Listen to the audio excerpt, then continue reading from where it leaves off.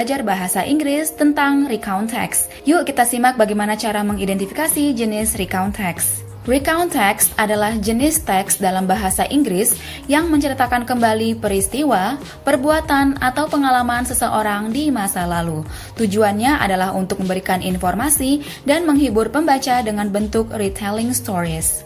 Ciri-ciri dari recount text yaitu menggunakan kalimat past tense, kemudian menggunakan adverb untuk menerangkan waktu dan tempat seperti in Indonesia, spring, and in museum. Kemudian yang terakhir menggunakan kata hubung dan time connective seperti and, or after that.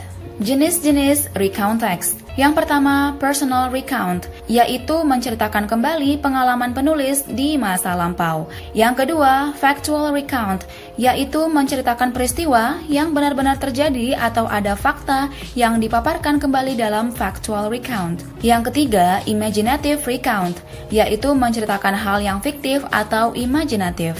Struktur dari recount text. Yang pertama, orientation, yaitu menceritakan latar belakang informasi tentang siapa, di mana, dan kapan suatu peristiwa terjadi. Yang kedua, events, yaitu menceritakan peristiwa atau kronologi kejadian secara berurutan. Yang ketiga, reorientation, yaitu kesimpulan cerita sekaligus penutup, di mana dalam penutupan ini kamu bisa memberikan opini terkait cerita tersebut.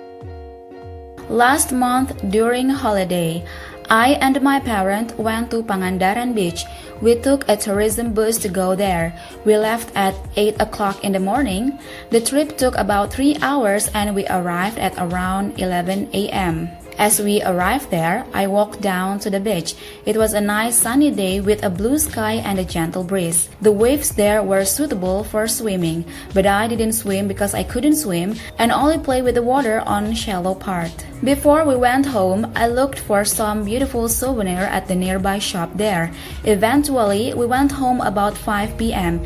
It was a memorable experience for me with my family. Nah, itu dia teman-teman contoh teks dari recount text.